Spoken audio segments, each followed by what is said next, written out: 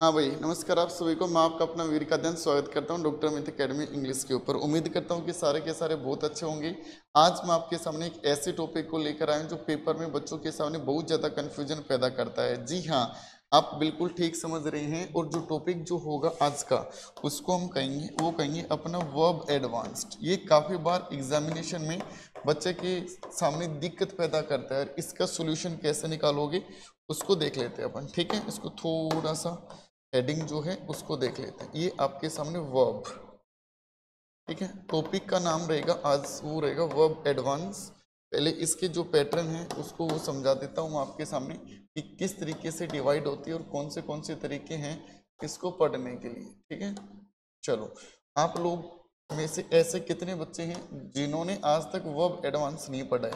मैं आपके सामने कुछ सेंटेंसेस लिख रहा हूँ डियर एवरीवन, आप उनको अच्छे से देख लेना उसमें, और उसमें से फिर मैं आपको जो पूछूँ वो मेरे को बताने की कोशिश करना। जैसे मैं कहूँ आपके सामने एक सेंटेंस लिखूँ, he writes a poem to win her heart, ठीक है। इसमें मैं कुछ कैटेगरी जो हैं वो बना देता हूँ। जैसे एक लिखूँ मैं आपके सामने, दे लिखा, तो आप लोग कहेंगे सर यहाँ पर राइट्स की कोई ज़रूरत नहीं है। दे लिखा तो आपने कहा सर इसके जगह लिख दो write a poem to win her heart, ये तो लिखेंगे आप। इसी तरीके से मैं कहूँ आपके सामने, टेंस चेंज कर दूँ, आपके सामने लिखूँ he will write a poem to win her heart, ठीक है। इसी तरीके से एक मैं कहूँ आपके सामने, he wrote a poem to win heart. इनमें क्या डिफरेंस लग रहा है आप लोगों को, पहले तो ये बताते चलो मेरे को, ठीक है ना। इनमें जो जो डिफरेंस लग रहा है वो देखते चलना आप। इसी तरीके से एक और लिखूँ, मैं कहूँ आपके सामने, he had written a poem to win her heart. चलो, अब मैं आपको बताता हूँ कैसे कंक्लूजन निकालना है। आपने कुछ सवाल लिख रखे हैं इसमें। सेंटेंस नंबर 1 जो है इसको आप कहेंगे सब्जेक्ट वर्ब ऑब्जेक्ट, जो भी है आगे बाद में देखेंगे। अब जिसको मैं बुक्स में रख रहा हूँ इसको क्या कहेंगे आप? जिसको मैंने बुक्स में रखा आपके सामने, इसको क्या कहेंगे बताएंगे मेरे को? हाँ भाई, जिसको मैंने बुक्स में रखा इसको हम कहेंगे, वो कहेंगे मेन वर्ब। इसी को हम क्या कहेंगे मेरे भाई? आपके सामने लिखा, इसको हम कहेंगे मेन वर्ब। कह दे तो कोई दिक्कत नहीं है, मैंने आपकी बात मान ली कि सर इसको मेन वर्ब बोल दो। अब एक बात बताओ, जो मेन वर्ब आप लोगों ने देखे ना, इसमें जो मेन वर्ब आपने देखी, तो इसमें आपने देखा कि जैसे ही टेंस चेंज हो रहा था तो वर्ब चेंज हो रही थी, जैसे ही सब्जेक्ट चेंज हो रहा था तो वर्ब चेंज हो रही थी।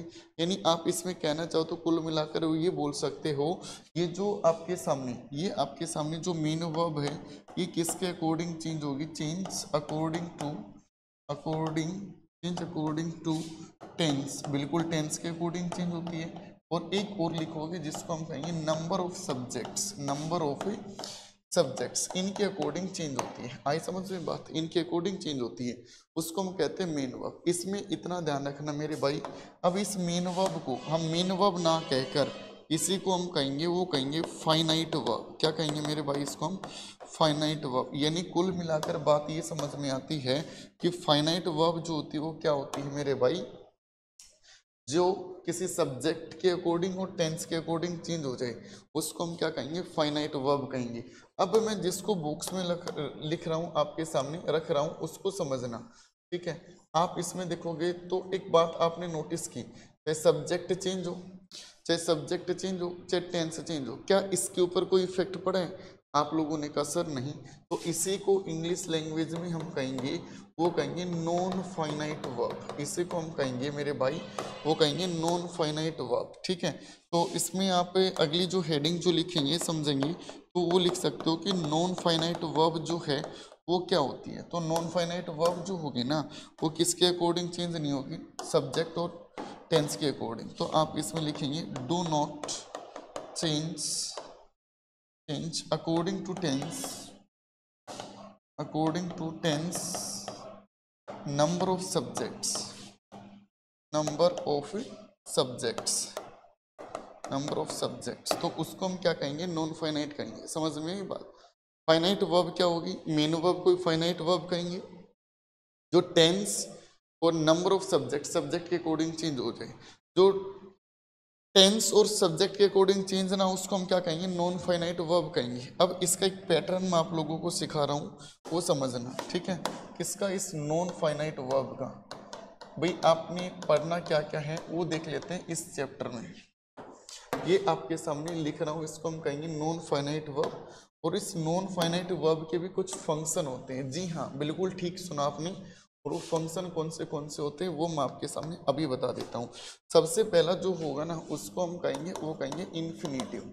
सबसे पहला जो होगा उसको हम कहेंगे इन्फिनेटिव।